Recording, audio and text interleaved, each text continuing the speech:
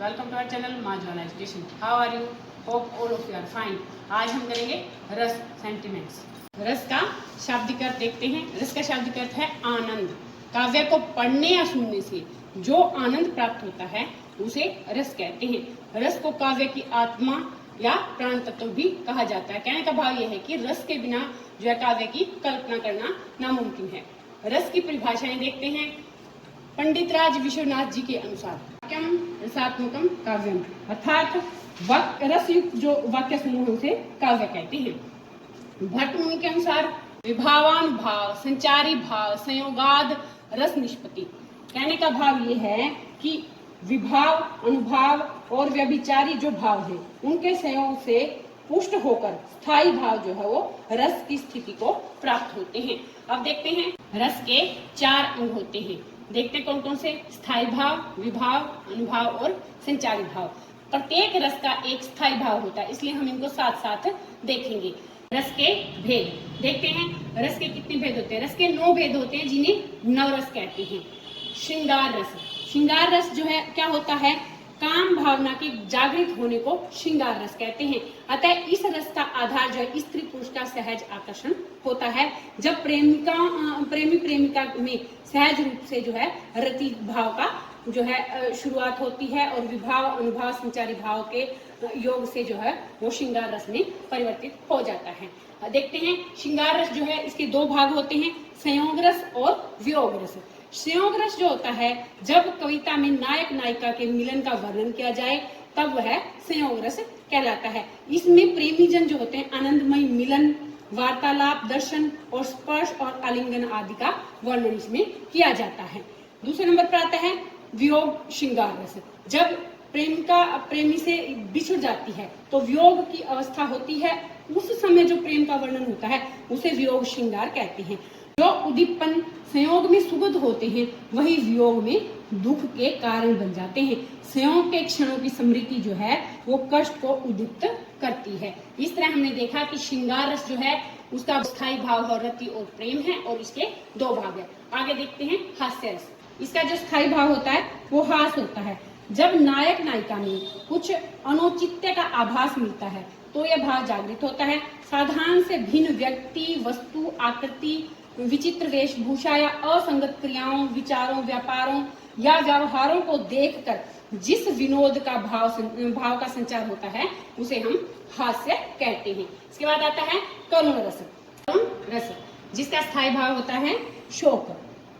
इष्ट वस्तु का विनाश हो जाए या अनिष्टता की प्राप्ति हो जाए, प्रेम पात्र का चिर वियोग हो या प्रियजनों में पीड़ा हो या उसकी किसी प्रियजन की मृत्यु हो जाए या अर्थ की हानि हो आदि से जहाँ शोक भाव की परिपुष्टि होती है वहां जो होता है करुण रस होता है। इसके बाद आता है वीर रस।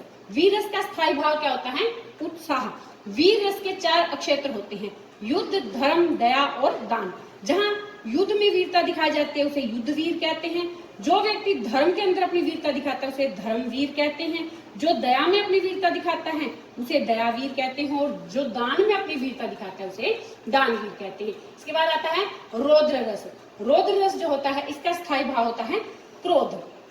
जैसे किसी विरोधी या किसी दुष्ट व्यक्ति के कारण हमारे किसी प्रियजन की निंदा या अवहेलना होने पर उसके प्रतिशोध में जिस क्रोध का संचार होता है वही रौद्र रस के रूप में व्यक्त होता है। भयानक रस जिसका स्थायी भाव होता है भय। जब किसी भयानक वस्तु, किसी भयानक आकार को देखने, उसके बारे में सुनने या भयप्रद घटना को सुनने या घातक परिणाम की कल्पना आदि से हमारे मन में भय की पुष्टि होती है तब भयानक रस होता है। उसे हम क्या कहेंगे? भयानक रस कहते हैं। विपत्स रस जिसका स्थायी भाव होता है जुगुप्सा या घृणा। कई विद्वान जो हैं इसे सहृदय के अनुकूल नहीं मानते, फिर भी जीवन में घृणा उत्पन्न करने वाली विभिन्न स्थितियां होती हैं। इनकी कोई कमी नहीं है। जैसे गंदी, भद्दी, अरुचिकर वस्तुओं के का वर्णन जो है जो हृदय के अंदर घृणा की पुष्टि करता है तब विपत्स रस उत्पन्न होता है। कहने का भाव है कि जब हम किसी ऐसी चीज को देखते हैं जिसे देखकर हमें ग्लानि होती है तो वहां पर क्या होता है? विपत्स रस होता है। इसके बाद आता है अद्भुत रस। अद्भुत रस जो है इसका स्थायी भाव होता है विस्मय। किसी असाधारण व्यक्ति, वस्तु या घटना को देखकर जो आश्चर्य का भाव जागृत होता है वही अद्भुत रस में परिणत हो जाता है। कहने का भाव है कि जब हम कोई ऐसी अद्भुत चीज देख लेते हैं जो आज से पहले हमने कभी नहीं देखी हो, तो वहां पर जो रस होगा वो अद्भुत रस होगा, क्योंकि हम किसी चीज अजीब चीज को जो है विस्मय के साथ देखेंगे। ये इसका स्थायी भाव है। इसके आगे आता है शांत रस, जिसका स्थायी भाव होता है निर्वेद। निर्वेद का मतलब होता है वेदना रहित। ईश्वरीय प्राप्ति से प्राप्त होने वाले परम आनंद की स्थिति में सारे मनोविकार जो है वो शांत हो जाते हैं और एक अनुपम शांति अनुभव जो है अपना मन करने लग जाता है। यह शांति जो है सांसारिक विषय वासनाओं से प्राप्त होने वाला जो सुख है इससे बिल्कुल भिन्न होती है। कहने का भाव ये कि जब हम ईश्वर की प्राप्ति कर लेते हैं तो हमारा मन शांत हो जाता है। इसे हम शांत रस कहेंगे, जिसका स्थायी भाव क्या है निर्वेद। इन 9 रसों के अलावा 2 रस और हैं, वात्सल्य रस और भक्ति रस। वात्सल्य रस, इस रस को अलग भेद मानने के संबंध में जो है मतभेद है, किंतु तुलसीदास जी ने और सूरदास जी ने वात्सल्य रस की अनेक अनुपम कृतियां हमें भेंट दी हैं।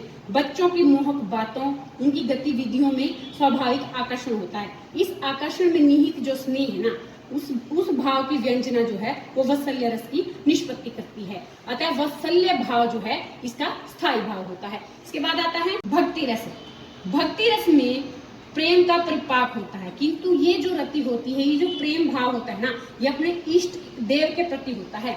संयोग से आराध्य विषयक प्रेम का संचार होता है। जब वहां पर भक्ति रस की व्यंजना होती है, कुछ विद्वान इसे श्रृंगार रस के अंतर्गत ही स्थान देते हैं, किंतु भक्ति भावना का आस्वाद या उत्कृष्टता जो है वो किसी भी प्रधान रस से कम नहीं है। यह सांसारिक श्रृंगार से कहीं अधिक उदात्त भाव है।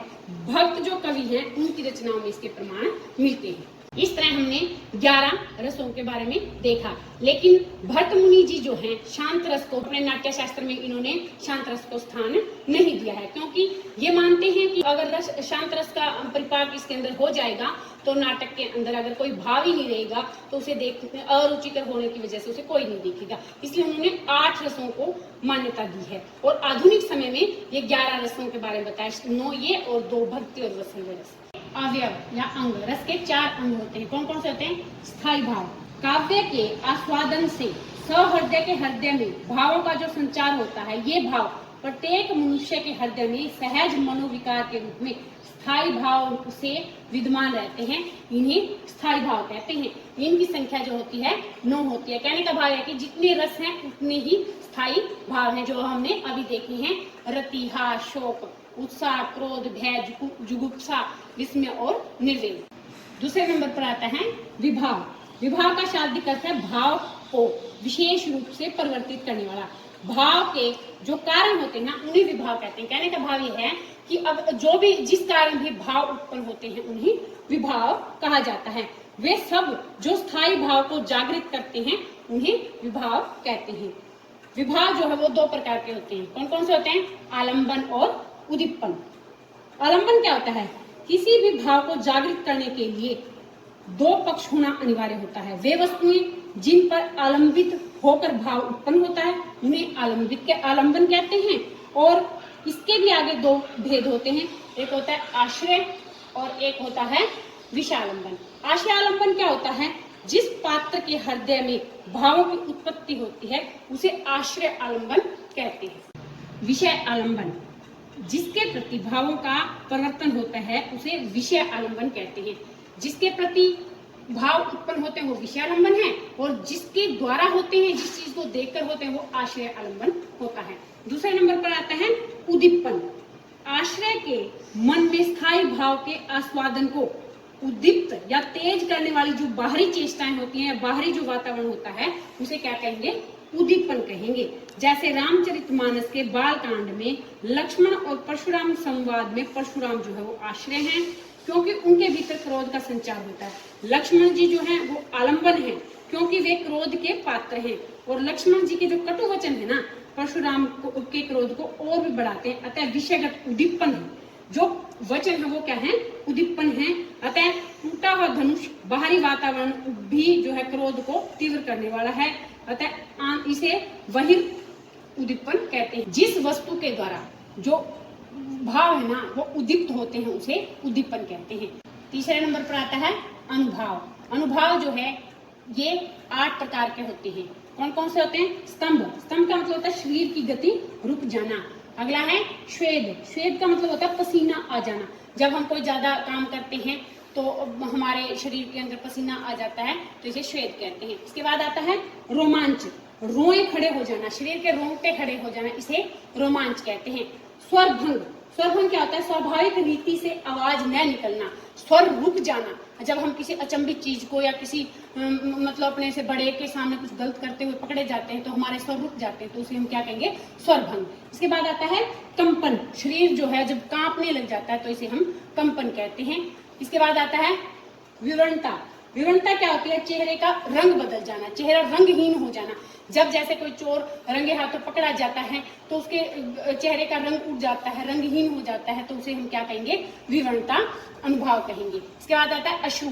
जब हम दुखी होते हैं या खुशीवश भी कई बार अश्रु निकलाते हैं, जब हमारी आंखों से पानी निकलता है, उन्हें हम अश्रु कहते हैं। तो ये जो है अश्रु जो है वो अनुभाव के अंतर्गत आता है। इसके बाद है प्रलय। प्रलय क्या होता है? प्रलय शरीर की जो चेतना है ना वो शून्य हो जाना, बिल्कुल अपनी शुद्ध बुद्ध खो देना, निश्चेष्ट हो जाना।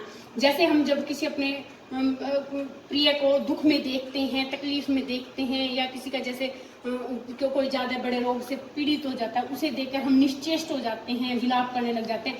इस तरह के जो भाव आते हैं वो प्रलय के अंतर्गत आते हैं। इसके अंदर हम बिल्कुल बावड़े हो जाते हैं, बिल्कुल पागल हो जाते हैं, अपनी शुद्ध बुद्ध खो देते हैं कि भगवान ने इसके साथ ऐसा क्यों किया है, भगवान इसे ठीक कर दो। चौथे नंबर पर आता है संचारी या व्यभिचारी भाव। मन में संचरण करने वाले, आने जाने वाले भावों को संचारी भाव कहते हैं। संचारी भावों की संख्या जो है वो 33 होती है। हर्ष।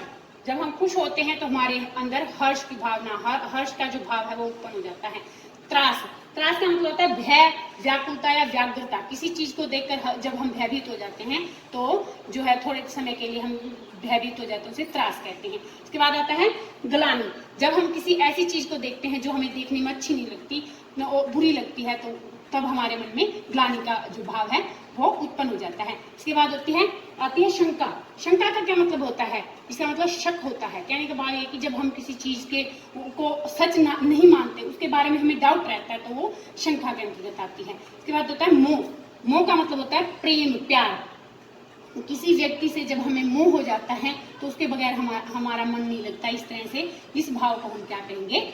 मोह भाव कहेंगे। उत्सुकता। उत्सुकता का क्या भाव होता है? जब हम अति शीघ्रता से कोई काम करने में बिल्कुल उत्सुक हो जाते हैं।